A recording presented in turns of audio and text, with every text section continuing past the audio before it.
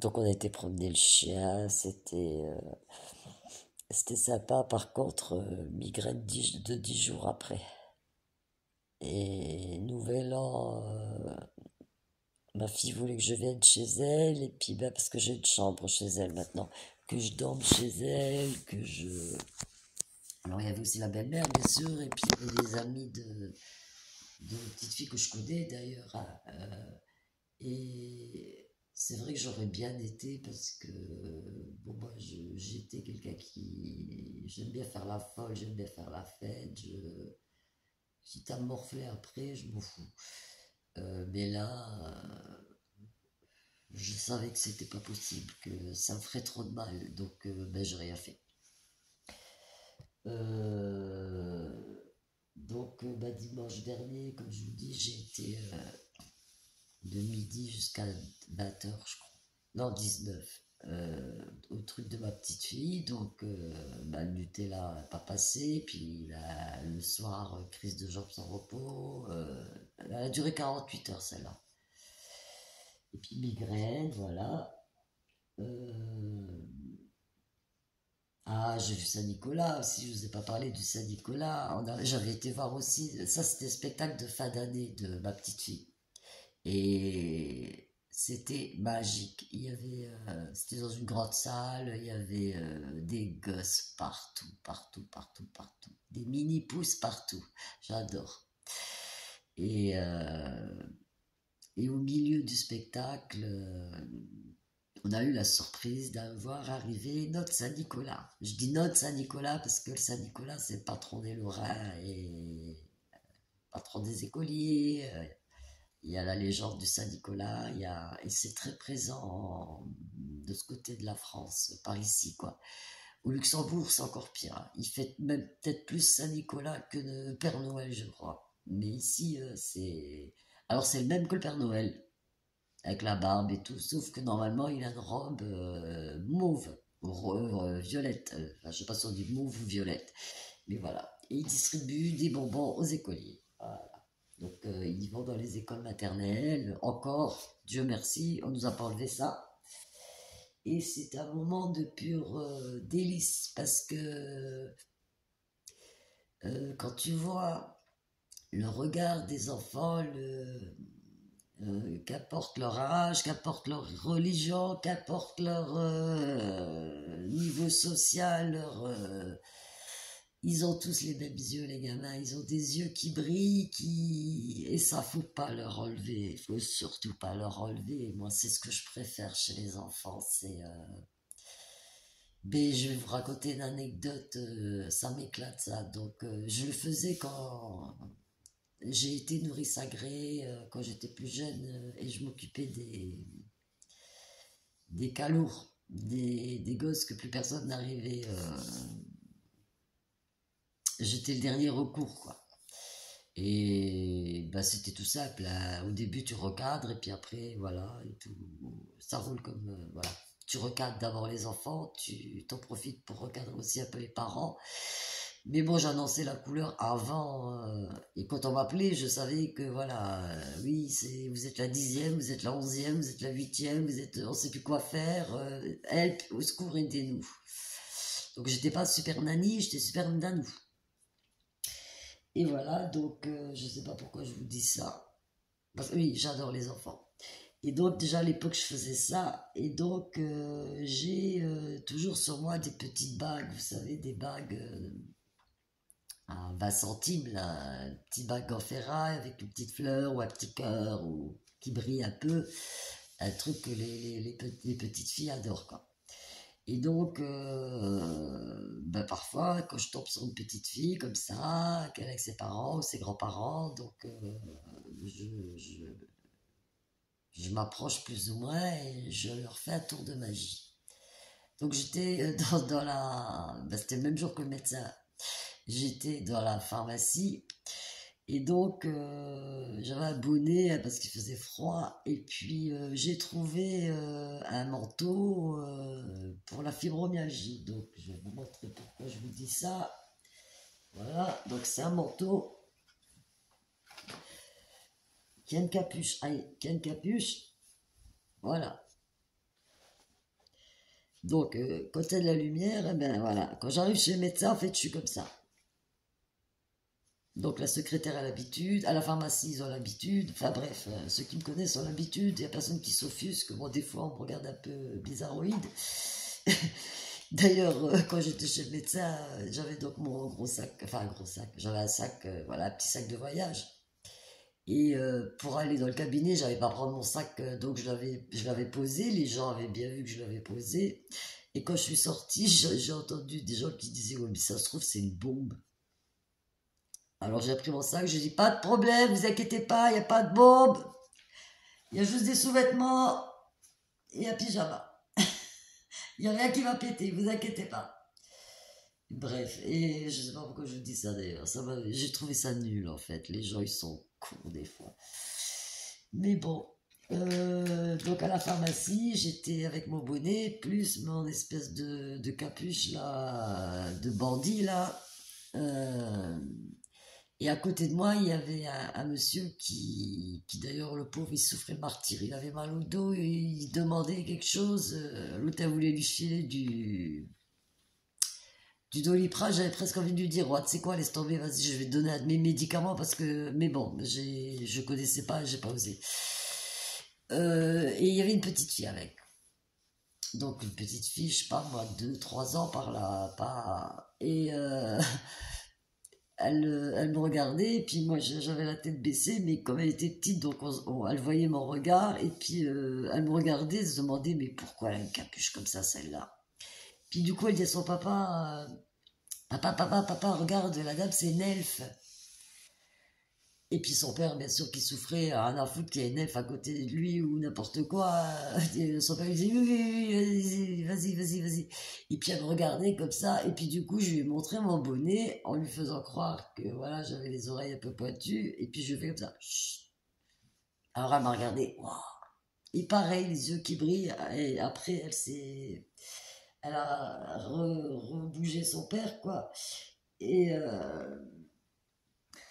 Et après, elle s'est mise du côté et j'ai été vers elle. Donc, je prends une bague, je la mets dans la main et puis je parle avec l'autre main, si vous voulez. Et puis, je lui dis, tu aimes la magie?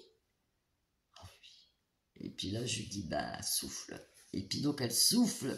Et là, tu ouvres ta main et puis, bon, ta bague à 20 centimes là. Et là, tu regardes le regard de la gosse. Et puis, bah, ça te donne du soleil pour une semaine, voire plus. C'est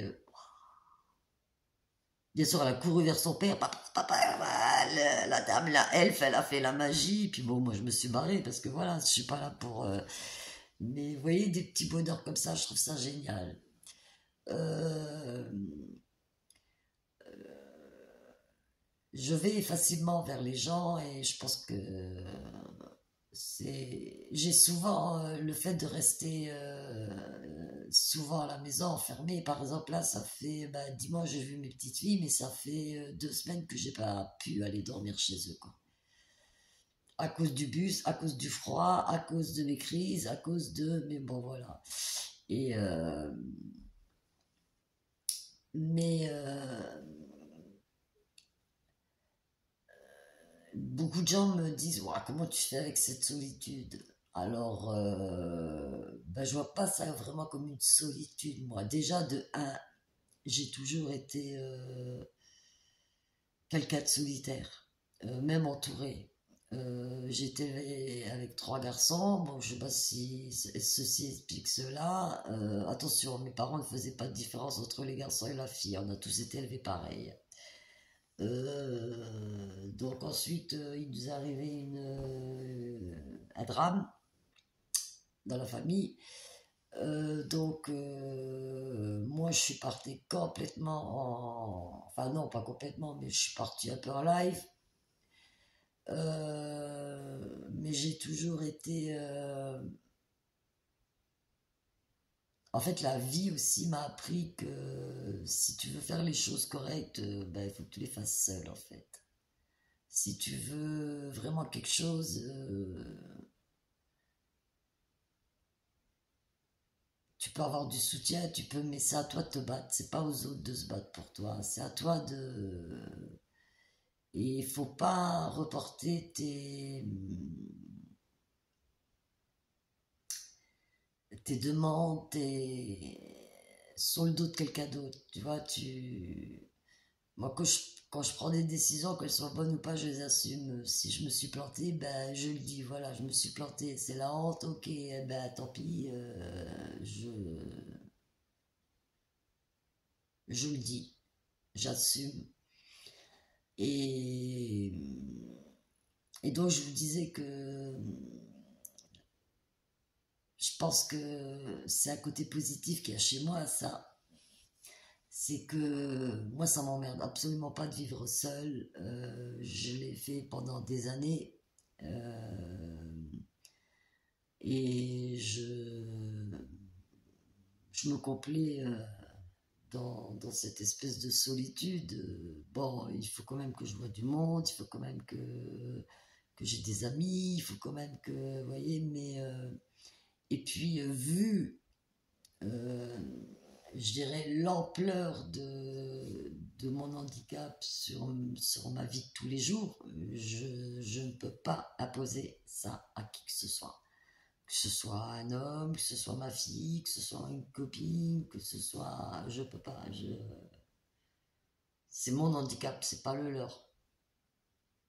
Parce que quand tu as un handicap comme ça, bon, peut-être que toi tu en souffres, mais il n'y a pas que toi. C'est un peu comme quand tu jettes une pierre à l'eau, ça te fait des...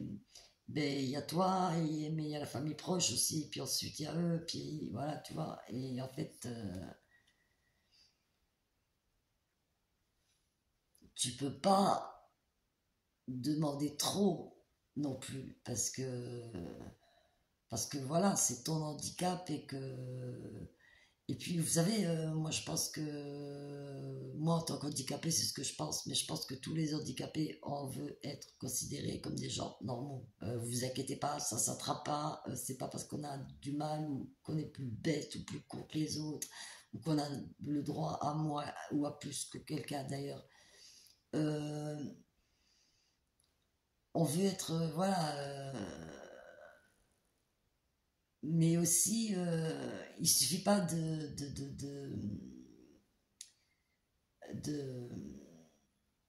d'accepter quelqu'un qui est handicapé. Il faut aussi essayer de le comprendre. Quand je dis essayer de le comprendre, c'est il faut poser des questions. Il faut pas avoir honte ou avoir peur ou faut pas je vais la blesser ou moi je sais que si je passe que je peux pas attendre, je monte ma carte. Si je passe, bon ben vu, on dirait pas que je suis handicapé. Euh, les gens me font une gueule jusque par terre, je préfère la personne qui me dira mais comment ça vous êtes handicapé, mais vous avez quoi? Et ben cette personne, je m'arrêterai, je lui expliquerai. Et je préfère ça que, vous voyez, et je pense que c'est ce qu'on demande les handicapés, c'est d'être accepté comme on est, mais d'être traité, bien sûr selon notre handicap, euh, je dirais normalement. Et ça, en France, c'est pas gagné. Aïe, aïe, aïe, aïe, aïe, aïe, aïe. Donc, toujours garder le moral quand même. Alors, je voulais dire quand même un petit mot en particulier à mon ami, donc Lydia, merci pour ton beau cadeau, ma puce. Désolée de ne pas pouvoir toujours répondre. Et je voudrais aussi embrasser Nel et Daisy qui, qui va être ou qui a été ou qui est grand-père, un nouveau grand-père. Donc bienvenue dans la famille des grands-parents. Félicitations à la maman, au papa et au grand-père, bien entendu. Je suis heureuse pour toi. Tu mérites. Profite, profite. Grands-parents, c'est mieux que parents. T'as pas l'éducation, t'as juste les conneries, c'est génial. Profite, mon ami, profite. Aime la vie, croque-la pleine dents. Et ceux qui disent du mal, tu t'en tapes. Profite, profite. Il n'y a pas mieux que les petits-enfants. C'est l'avenir, les petits-enfants. D'ailleurs, quand tout ce que je vois, tout ce que j'entends, tout ce qui s'est passé dernièrement, là, ça m'a... La vérité, j'ai honte et en même temps, je suis triste d'être française quelque part. Ouais, c'est ça en ce moment.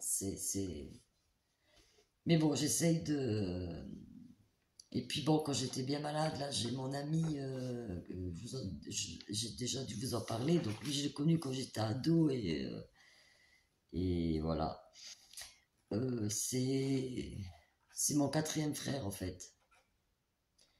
C'est le frère de... Ouais, c'est mon frère d'adoption. Et bref, parce que la mamie, quand elle m'a vu avec 2 fois la grippe, elle a paniqué, et puis elle l'a appelé, donc je sais pas pourquoi elle l'a appelé lui d'ailleurs. Donc il est venu, et on a eu une longue discussion. D'ailleurs, c'est lui qui m'a rappelé que j'avais ce côté solitaire, mais que voilà quoi. Il m'a rappelé quand j'étais ado que ça allait pas, je me barrais, tu me voyais plus pendant 2 3 jours, et puis après puis voilà, tout était normal. Donc au début tout le monde s'inquiétait, puis après bon bah tu prends l'habitude, c'est comme tout. Et donc ça m'a fait du bien de parler avec lui. C'est marrant comme les gens n'ont pas les mêmes souvenirs que vous en fait. Toi, moi j'ai des souvenirs avec lui, je le vois lui. Et lui, il a des souvenirs, il voit ce qui m'arrive à moi, si tu veux. Donc, du coup, quand tu mêles tout ça, bah, t'as l'histoire entière. Et c'est génial parce qu'on s'est marré, on s'est fendu la gueule. Bon, on s'est rappelé de choses moins cool aussi, je dirais, plus triste, plus dramatique même des fois. Mais on a toujours été quand même liés, quand même. Et cette amitié, maintenant, moi j'ai 60 bientôt, là, lui il a 62, ben, elle est toujours présente, toujours, malgré qu'on ne se voit pas pendant des années, parfois. Voilà, c'est mon frère, c'est mon frère. Donc, voilà, qu'est-ce que je voulais vous dire? Ah bah oui, j'ai oublié de vous dire le, le, le principal. Donc, j'ai déposé plainte. Donc, j'ai déposé plainte le 26 juillet 2023. Donc, à savoir que le 26 juillet, c'est mon anniversaire et j'ai pas fait ça. Donc, le 26 juillet, j'ai porté plainte. Donc, toujours pas de réponse. Alors que c'est comme ça, faut vous constituer partie civile. Donc, je vais me constituer partie civile. Alors, comme j'habite plus près de la préfecture, j'avais envoyé ma plainte au procureur de Metz. Je crois même pas un mois après, j'ai reçu une lettre de dessaisissement qui m'informait que je vais lire, qui m'informait que l'affaire avait été transmise au procureur de la République auprès du tribunal judiciaire de Thionville pour les compétents, donc pour le ou les motifs suivants, lieu de l'infraction. Donc voilà, c'était... Alors, il y avait un délire, parce que j'avais mis des papiers, et j'avais mis comme j'ai la mémoire j'avais mis des originaux, donc je voulais récupérer mes originaux. On me disait, ah mais non, d'abord il faut que le procureur y voit. Donc, puis finalement, c'est ma fille qui m'a fait penser, j'ai récupéré des photocopies chez le médecin. Donc par contre, donc moi ma lettre, ça il faut que je voie avec l'avocat. Ma lettre, elle dit bien, donc ma plainte, parce qu'en fait on ne peut pas porter plainte contre Pfizer encore. Hein. D'ailleurs, il faut que je vous parle de Pfizer. Ma plainte, elle dit bien que, donc, objet dépôt de plainte. Hein. Alors, je vous informe, déposer plainte contre le gouvernement français et le docteur Vasevi pour mise en danger de la vie d'autrui. Pour l'instant, on peut faire que ça. Donc, j'ai fait ça. Par contre, le papier que j'ai eu pour me dire que ça passait d'un tribunal à un autre, les faits, c'est mise en danger d'autrui et provocation au suicide. Donc, moi, j'ai jamais eu l'intention de me suicider. Donc, provocation, peut-être parce que quand ils ont lu tout ce que j'avais, ils se sont dit, voilà, pauvre, c'est provocation au suicide. Bon, si c'est ça, tant mieux, je verrai avec l'avocat. Par contre, si c'est pour me faire passer pour une... non, là, je suis pas d'accord. Parce que vous pensez bien que si je voulais me suicider, je ne m'emmerderais pas à aller au tribunal. Parce que c'est vraiment la galère. Ah, je vous dis, je comprends les gens qui laissent tomber, hein, parce que franchement, waouh, vaut mieux pas être victime en France. Hein. Aïe, aïe, aïe. Ou alors, faut avoir 3 secrétaires. C'est la misère. C'est la misère. Les papiers, c'est la misère en France. En fait, t'es victime et tu dois encore... parce que donc là, j'ai donc déposé plainte, j'avais demandé la récupération de mes papiers, on m'a demandé dans un mois, moi, un mois après, j'ai oublié. Et là, donc, l'association m'avait conseillé, parce qu'ils ont des avocats dans leur assoce, donc m'avait conseillé un avocat de... Alors maintenant, je crois que c'est Montpellier, un truc comme ça. Enfin, du sud de la France. Donc, j'avais bien précisé, parce qu'il y a, en fait, j'ai toujours la même personne au téléphone qui s'occupe de moi et qui est franchement un ange. Heureusement qu'elle m'a beaucoup aidé dans les papiers, dans le déroulé, comment, enfin bref. Et, mais bon, je suis une mauvaise victime aussi parce que je suis pas assez sur les réseaux sociaux. L'association, elle est sur les réseaux sociaux, il y a tout le temps des... Bon, j'y vais de temps en temps, mais une fois tous les 6 mois, ou... parce que je peux pas. Excusez-moi, je parle trop vite, là, c'est pas bon, là.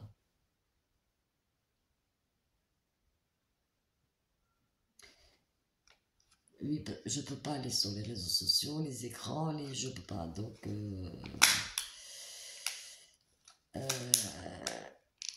je lui avais prévenu que j'avais pas d'argent pour l'avocat, tout simplement. Donc, elle avait demandé à cet avocat s'il acceptait l'aide juridictionnelle. Il avait dit bien sûr, mais il faudra qu'elle s'inscrive dans une autre association. Comme ça, l'autre association, elle peut aussi, ok. Donc, moi, ben, je me suis inscrit à l'autre association aussi, 10 balles. Et donc, elle m'a donné le numéro de téléphone de ce monsieur. Et puis, ben, j'ai téléphoné. D'abord, j'ai eu la secrétaire, super gentille. Wow, comment vous faites, madame, depuis 3 ans pour... franchement, ouais, bon, elle m'a plaint. Elle m'a dit que c'était dégueulasse. Bref. Mais, en fait, l'avocat, il s'occupe de plein de monde. Et surtout, apparemment, ce que j'ai compris, des infirmières et des infirmiers qui n'ont pas voulu faire le vaccin. Et donc, j'ai eu j'ai eu un premier rendez-vous téléphonique qui n'a pas eu lieu. Le lendemain matin, on m'a téléphoné pour me dire que bah, il n'avait pas pu, que bon, bah, ça arrive. La deuxième pareil, et la troisième, c'était la grève de SNCF. Et au bout de la quatrième, en fait, bah, bon, il m'a expliqué un truc, hein. J'ai quand même appris quelque chose. L'ONIAM, donc j'ai toujours pas eu la réponse d'ailleurs de l'ONIAM. J'attends encore la réponse de l'ONIAM et ben c'est tout. Donc l'ONIAM, il m'a dit surtout, s'il vous propose de l'argent, il va vous proposer 2 francs 6 sous, c'est ce qu'il m'a dit. N'acceptez pas, parce que si vous acceptez, après votre plainte elle va tomber à l'eau, parce qu'ils vont dire non mais tu t'es arrangé avec l'ONIAM qui représente l'État, et après tu portes plainte, et voilà. Donc, mais par contre, avoir quand même cette demande de l'ONIAM prouve que voilà, t'es bien malade. Donc j'ai appris ça, donc c'est très bien. Donc il m'a dit, parce qu'on fait, on attend la réponse de l'ONIAM, et ensuite on y va, quoi. Ok. Et donc je lui dis, mais ben, pour l'aide juridictionnelle, on fait comment? Alors, elle me dit, ah ouais, non, mais, m'a dit, moi, en fait, ça met trop de temps, 2 ans, 2 ans et demi, des fois, un an, ou un an et demi avant d'être payé. Non, non, moi je peux pas. Ok, mais par contre, donc c'est 3 000 euros, ça coûte 3 000 euros, mais je peux faire 300 euros pendant 10 mois. Ouais. Alors heureusement, ce soir-là, alors, et en plus, moi j'avais tout posé, les papiers, les machins, j'avais le canapé, il était à moitié plein de papiers, ma copine à côté qui bougeait pas parce que je lui avais dit ne fais pas de bruit parce que sinon je vais capter ce qu'il me dit, puis il faut pas que je me mélange les pinceaux. Et, et j'avais mis le haut-parleur. Et ben, j'ai pas eu besoin des papiers. J'ai pratiquement pas parlé, puisqu'il m'a tout de suite parlé de l'ONIAM en me disant que ben, faudra attendre. Et du coup, il m'a dit ouais, 3 000 ou 300 euros tous les 10 mois. Alors après, il m'a dit bah, écoutez, je vous envoie ce qu'on a dit là par mail, parce que je sais que vous perdez la mémoire. Et puis bah, on attend l'ONIAM, et puis bah, dès que vous dites go, on y va quoi. D'accord. Là, je regardais ma copine elle m'a dit 3 000 pourquoi? Pour le téléphone? Je dis mais non, 3 000 pour. Elle m'a dit mais l'aide juridictionnelle. Je dis bah t'as bien entendu. Et là, bon, j'ai bien entendu appeler la nana de la sauce qui m'a. Qui bon, déjà été gênée, hein, et puis elle a pas compris quoi. Elle a dit mais c'est quoi ce délire? Et puis donc elle lui en a parlé sans vraiment lui dire que c'était moi qui demandait quoi, sans préciser pour qui. Et là, il lui a répondu que. En fait, c'est moi qui ai mal compris. C'est du côté là-bas, on peut pas. Enfin bref, une réponse politique, quoi. Donc, ok, d'accord. Donc, le coup là, c'est vrai que ça m'a. Ah. Mais bon, je sais très bien qu'avant d'arriver au bout du chemin, je vais faire des chutes, je vais reprendre, je vais faire des chutes, je vais faire. Bon, si c'est pas santé, maintenant, ça va être plus le juridique, je pense, qui va commencer à me fracasser. Donc, il faut que je me blinde. Donc, quand elle m'a dit, mais non, mais il a dit, enfin, il t'a mal compris parce que j'ai dit, ah non, non, non, non, il y avait quelqu'un à côté de moi, donc moi, peut-être je comprends pas, mais si on est deux à mal comprendre, là, il y a quand même un délire quelque part. Donc, bref, c'est pas grave, mais ça m'a fait un choc à coup. Donc, bon, ma copine, elle m'a dit, tu sais quoi, vas-y, laisse tomber, de toute façon. J'ai dit, non, non, non, non, non, je peux pas, moi, il faut que j'aille au bout des choses. Et puis, je me suis fait une promesse, même si ça marche pas, mais j'irai quand même jusqu'au bout. Et donc, je sais pas si on peut parler de prétention ou de.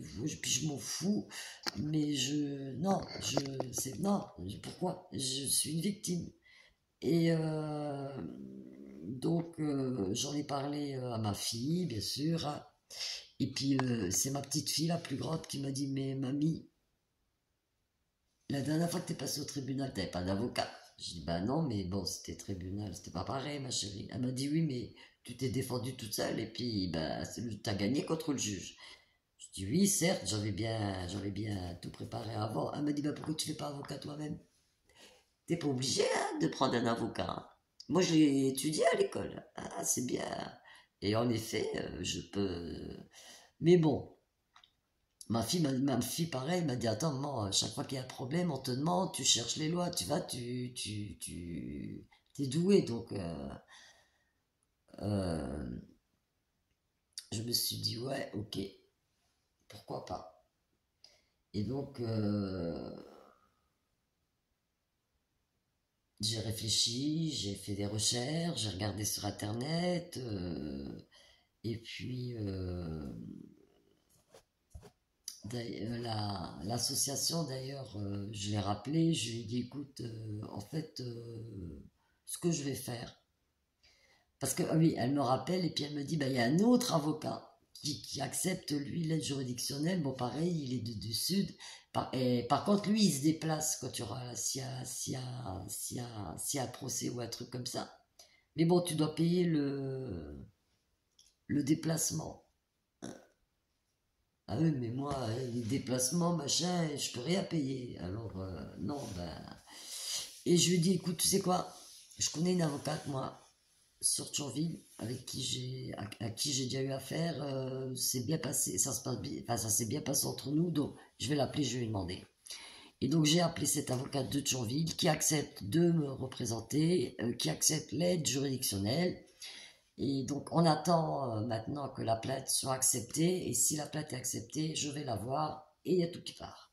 Mais bon, je suis quand même lucide à savoir que je sais très bien, pour l'avoir expérimenté, pas pour les mêmes motifs, hein, que aide juridictionnelle égale service minimum. Donc en gros, si tu veux, c'est une aide juridictionnelle, le mec il bosse 2 heures dessus, c'est... Moi ça fait 3 ans, hein, bientôt que je bosse sur mon dossier. Alors ce que j'ai fait, ce que je suis en train de faire, parce que bien sûr avec ma mémoire c'est extrêmement dur, c'est pas que j'arrive pas à le faire, c'est dur de chercher, de noter, ah merde où j'en suis, enfin bref. Donc je vais préparer ma défense de telle sorte que quand je vais aller chez l'avocate, j'aurai déjà le dossier avec tous les papiers qu'il faut, plus une défense avec des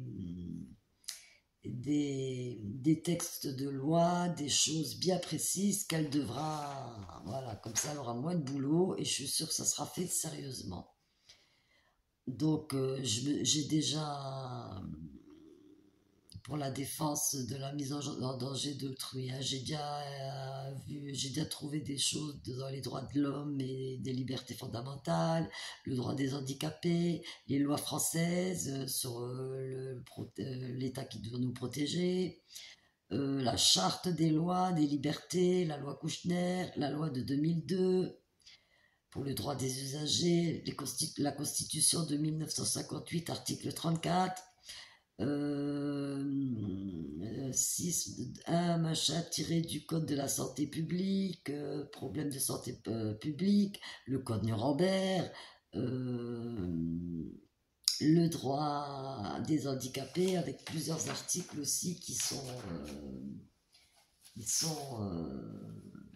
été piétinés, je dirais.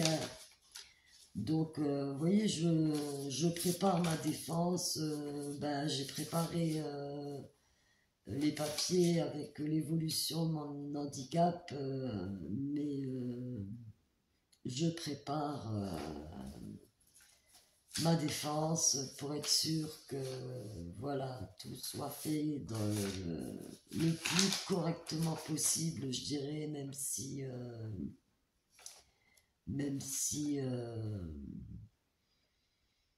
voilà, vous imaginez bien que vu que j'ai perdu toutefois la médecine, la justice, ma foi, elle n'est pas très...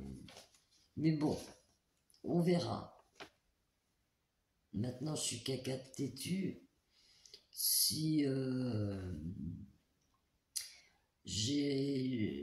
comme je vous disais tout à l'heure, j'ai l'espoir, ou peut-être la prétention, plus tard, d'attaquer aussi au niveau des tribunaux internationaux.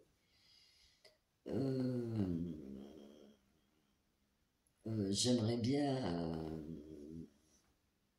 bien attaquer, moi, tout ce qui est von der Leyen, OMS, ONU et compagnie, là, parce que c'est bien beau, mais ils n'ont pas beaucoup protégé, ni avant, ni pendant, ni après. Et quant à Madame von der Machin, là, elle a quand même signé en cachette un traité avec Pfizer, pour pas qu'on puisse attaquer Pfizer. Donc, c'est comme ça qu'on protège les Européens.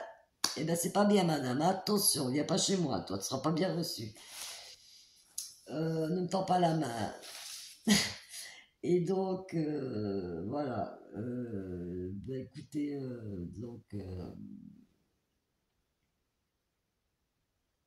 et ben, je vous dis, j'espère à bientôt. Donc, ben, suite au prochain numéro, hein, euh,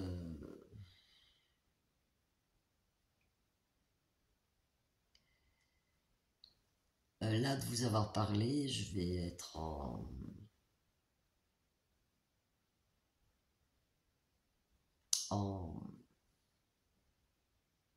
en pause, j'allais dire, faire pause.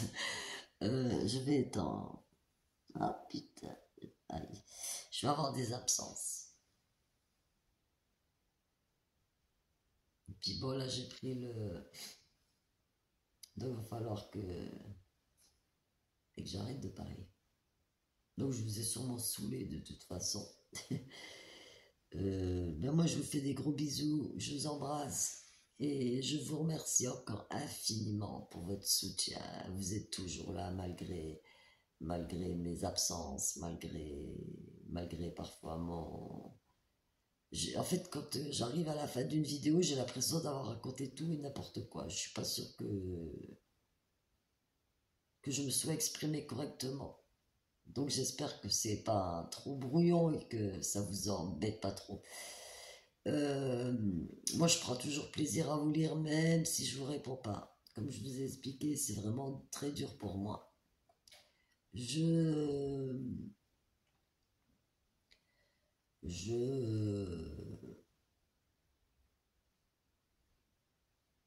je, ah oui, pardon, excusez-moi. L'association est en train de préparer en fait le fameux avocat là, qui demande du déplacement. En fait, il a fait des recherches et il a des... Même le professeur Raoult en a parlé d'ailleurs. Donc, il y a des preuves que Pfizer a, a menti.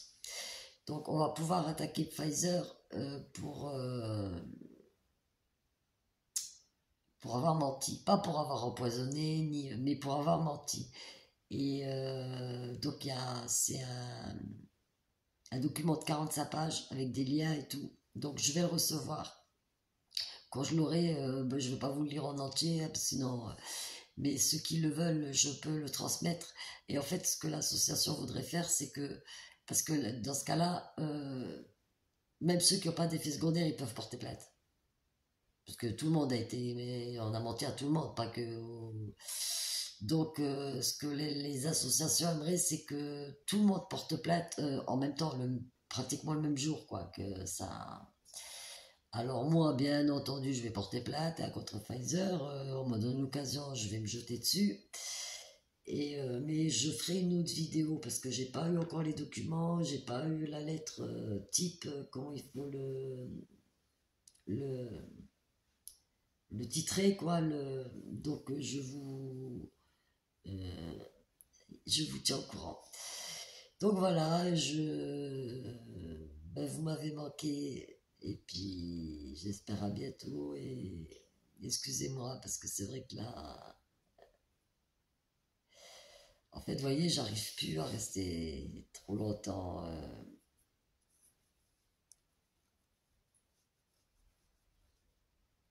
euh, devant un écran. Voilà. Je vous embrasse, prenez soin de vous et à bientôt les amis.